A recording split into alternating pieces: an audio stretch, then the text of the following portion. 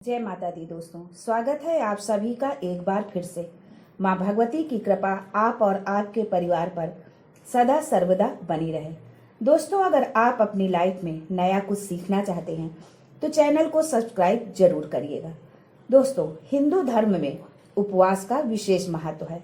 आस्था और शास्त्रों के अनुसार व्यक्ति सप्ताह के दिन, तिथि या फिर त्योहार के अनुसार व्रत रखता है। कई लोग मन्नत के अनुसार भी व्रत रखते हैं। दिन भर बिना अन्न ग्रहण किए तो कोई बिना जल ग्रहण किए व्रत रखते हैं। हर कोई अपनी आस्था के अनुसार व्रत रखता है।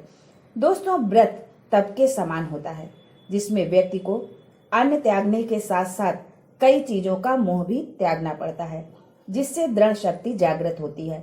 शास्त्रों के अनुसार व्रत करते समय कुछ नियमों का पालन करना चाहिए, वरना व्रत का पूरा फल प्राप्त नहीं होता है। दोस्तों, हिंदू धर्म में 33 कोटि देवी देवताओं की मान्यता है। हिंदू धर्म के अनुयायी देवी देवता को प्रसन्न करने के लिए पूजा अर्चना के साथ साथ व्रत भी रखते हैं। सभी की कामना होती है कि ईश्वर की कृपा दृष्टि उन पर बनी रहे। अपनी मनोकामनाएं, दुख, परेशानियों और कष्टों से छुटकारा पाने के लिए भी व्रत का ही सहारा लिया जाता है, ताकि कष्टों का निवारण हो सके। दोस्तों, हम व्रत तो रखते हैं, लेकिन उनसे जुड़े नियमों का हम ध्यान नहीं रखते, जिसके कारण व्रत का फल भी नहीं मिलता। व्रत में नियम और संयम बेहद जरूरी है। दोस्तों, आज हम बृहस्पतिवार व्रत के 3 बहुत जरूरी नियम के बारे में बताने वाली हूँ, जिन्हें अगर हम ध्यान नहीं देते, उनका पालन हम नहीं करते, तो जो व्रत हम कर रहे हैं उसका पूर्ण फल प्राप्त नहीं होता है। लेकिन उससे पहले आपसे रिक्वेस्ट करती हूँ कि वीडियो को लाइक करिएगा, दोस्तों को शेयर कर दीजिएगा, और अगर आपने अभी तक चैनल को सब्सक्राइब नहीं किया है तो चैनल को सब्सक्राइब करके बेल आइकन जरूर दबाइएगा। दोस्तों, आपने देखा होगा कि कुछ लोग बहुत दिनों से बृहस्पतिवार का व्रत कर रहे हैं। कई सालों तक बृहस्पति का व्रत करते रहते हैं, लेकिन उनकी कामना पूर्ण नहीं होती है। ऐसे में कौन सी गलतियां होती हैं जो हमारी मनोकामना पूर्ण नहीं होती?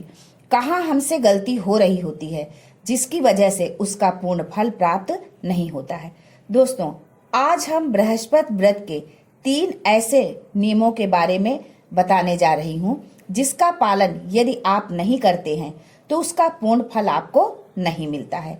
दोस्तों, सबसे पहली बात, जब हम बृहस्पतिवार का व्रत करते हैं, पूर्ण रूप से भगवान विष्णु की पूजा जो करते हैं, पूर्ण श्रद्धा भाव से करें।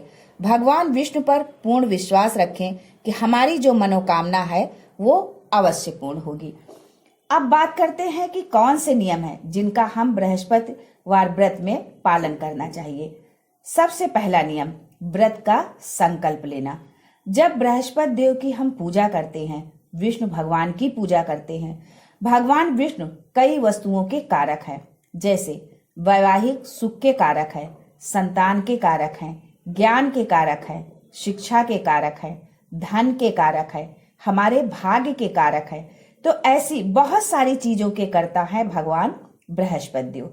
दोस्तों, जब आप बृहस्पति देव का व्रत रखें तो आप किस कामना से ये व्रत रख रहे हैं, ये बहुत आवश्यक है। यदि आप संकल्प नहीं लेते, सिर्फ अपने मन में ही रखते हैं, संकल्प के समय नहीं बोलते हैं, तो वो आपकी कामना पूर्ण नहीं होगी। व्रत का फल तो अवश्य मिलेगा, पर वो किस रूप में मिलेगा, कहाँ मिलेगा और आपको क्या चाहिए, ये सोचकर व्रत की शुरुआत करें। जैसे आपकी धन प्राप्ति की कामना है या संतान प्राप्ति की कामना है, तो जब आप पहले दिन व्रत की शुरुआत करें तो संकल्प लें कि आप धन प्राप्ति के लिए या संतान प्राप्ति के लिए कोई भी एक कामना रखते हुए आपको व्रत करना चाहिए। आपको कितने व्रत रखने हैं ये भी संकल्प आपको लेना है, क्योंकि ऐसे नहीं कि हम कितने भी समय तक व्रत करते रहेंगे। जब आप किसी कामना विशेष से व्रत कर रहे हैं तो संख्या भी निर्धारित करें कि आप कितनी संख्या में ये व्रत कर रहे हैं। दोस्तों, वैसे तो हम कितने भी समय तक व्रत कर सकते हैं, कोई बंधन नहीं है कि 1 साल तक करना है या 2 साल तक करना है, 11 करना है या 21। हम आजीवन भी कर सकते हैं। लेकिन जब हम किसी विशेष कामना से व्रत करते हैं तब संकल्प लेना आवश्यक है कि हम इस कामना से इतनी संख्या में व्रत करना चाहते हैं, और उतनी संख्या पूरी होने के बाद विधि विधान से उस व्रत का उद्यापन करें। उसके बाद ही आपका व्रत पूर्ण होता है। आप उसके बाद चाहे तो फिर से व्रत शुरू कर सकते हैं, लेकिन जितनी संख्या में व्रत का आपने संकल्प लिया है तो उतनी संख्या पूर्ण होने पर व्रत का उद्यापन करना बहुत जरूरी होता है। यदि आप इस तरह से व्रत रखते हैं, एक संकल्प के साथ कामना रखकर, तो उस कामना के पूर्ण होने के बहुत जल्दी आसार बनते हैं। शीघ्र ही वो कामना पूर्ण हो जाती है। दूसरा जो नियम है जिसका पालन करना बहुत जरूरी है। दोस्तों, हम सभी जानते हैं कि बृहस्पतिवार का जब हम व्रत करते हैं तो उस दिन हम बाल नहीं धोते हैं। इसके लिए आप बुधवार को बाल धोएं और बृहस्पति को व्रत रखें। जब हम बुधवार को बाल धोते हैं तब से हमें सात्विक भोजन करना चाहिए। सात्विक भोजन का मतलब लहसुन प्याज ना पड़ा हो, मांस मदिरा का सेवन उस दिन से ना हो। इस तरह से बुधवार के दिन से ही आपको व्रत की शुरुआत करनी है। बुधवार से ही सात्विक भोजन ग्रहण करते हुए यदि आप शादीशुदा हैं तो आपको बुधवार से ही पूर्ण रूप से ब्रह्मचर्य का पालन करना है। उसके बाद बृहस्पतिवार को व्रत रखना है। बृहस्पतिवार की शाम को जब हम मीठा भोजन करते हैं, शुक्रवार के दिन ही हम नमक खाते हैं। बृहस्पतिवार के व्रत में हम नमक नहीं खाते हैं। कुछ भी पीला भोजन जो भी आप खाते हैं वो मीठा ही होता है। शुक्रवार के दिन जब हम भोजन करते हैं तो ध्यान रखना चाहिए कि शुक्रवार के दिन जो हम भोजन करें वो भी सात्विक ही होना चाहिए। मतलब उस भोजन में भी लहसुन प्याज डला हुआ नहीं होना चाहिए। सात्विक भोजन बुधवार को भी रखना है और शुक्रवार का भी। इस तरह से हमें बृहस्पतिवार का व्रत करना है।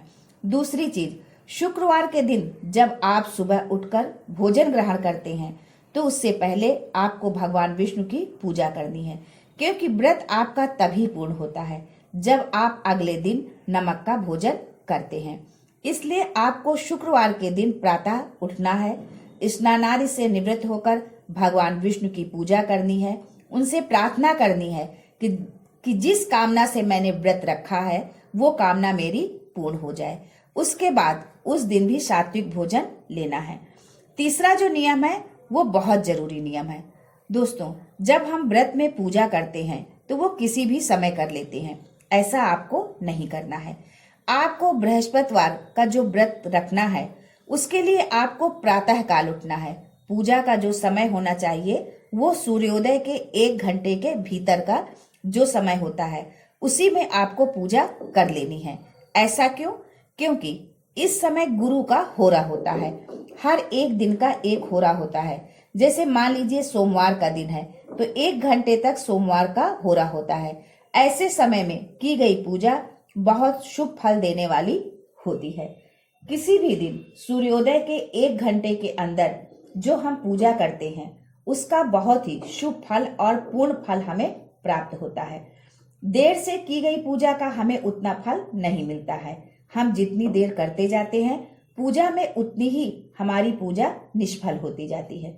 बृहस्पतिवार ही नहीं, कोई भी पूजा जो आप करते हैं वो उस दिन के होरा में होनी चाहिए, यानी कि सूर्योदय के 1 घंटे के भीतर आप अपनी पूजा पूरी कर लें। दोस्तों, यहाँ एक शब्द आया है होरा, तो होरा के विषय में कुछ संक्षिप्त जानकारी आपको दे दें कि होरा क्या है और इसका महत्व क्या है। होरा ज्योतिष शास्त्र का महत्वपूर्ण अंग माना जाता है। शुभ मुहूर्त के अभाव में कोई मंगल कार्य न रुके, इसके लिए ज्योतिष में होरा चक्र की व्यवस्था बनाई गई है। ऐसा कहा जाता है कि होरा काल में किया गया कार्य शुभ मुहूर्त में किए गए कार्य की भांति सिद्ध होता है। इसलिए होरा शास्त्र को कार्य सिद्ध का अचूक माध्यम माना गया है। सूर्योदय से अगले दिन सूर्योदय तक 24 होरा होती हैं और एक सूर्योदय से एक सूर्यास्त तक होरा की संख्या 12 होती है। प्रत्येक दिन के प्रारंभ में प्रथम होरा उस ग्रह की होती है जिसका वो वार होता है। दोस्तों, इसलिए आप अपनी पूजा सूर्योदय से 1 घंटे के अंदर पूरी कर लें। बृहस्पति देव की पूजा, केले की पूजा, सूर्य को जल देना, ये सभी आप 1 घंटे के अंदर कर लें। जैसे आपके यहाँ सूर्योदय 6 बजे होता है तो आप अपनी पूजा 7 बजे तक पूर्ण कर लें। यदि इस तरह आप व्रत की शुरुआत करते हैं, पूजा करते हैं, तो यकीन मानिए आपकी पूजा पूर्ण होगी, आपकी मनोकामना पूर्ण होगी। दोस्तों, संकल्प के साथ व्रत की शुरुआत करें। संकल्प में अपनी कामना, व्रत की संख्या निर्धारित करें। व्रत की संख्या पूर्ण होने पर उद्यापन करें। गुरु के होरा के अंदर ही आपको पूजा करनी है, अर्थात सूर्योदय के 1 घंटे के अंदर। बुधवार और शुक्रवार को सात्विक भोजन लेना है, सात्विक रहना है, सात्विक विचारों के साथ रहना है। व्रत की कामना कोई भी हो, व्रत अवश्य पूर्ण होता है। अगर आप इस तरह से व्रत रखते हैं तो मनोकामना अवश्य पूर्ण होती है, विष्णु देव की कृपा मिलती है, बृहस्पति देव की भी कृपा मिलती है। लेकिन अगर आप इन नियमों का पालन नहीं करते हैं तो व्रत आपका अधूरा रह जाता है, पूर्ण फल नहीं मिलता है। बहुत लंबे समय तक आप व्रत करते हैं लेकिन कामना पूर्ण नहीं हो पाती।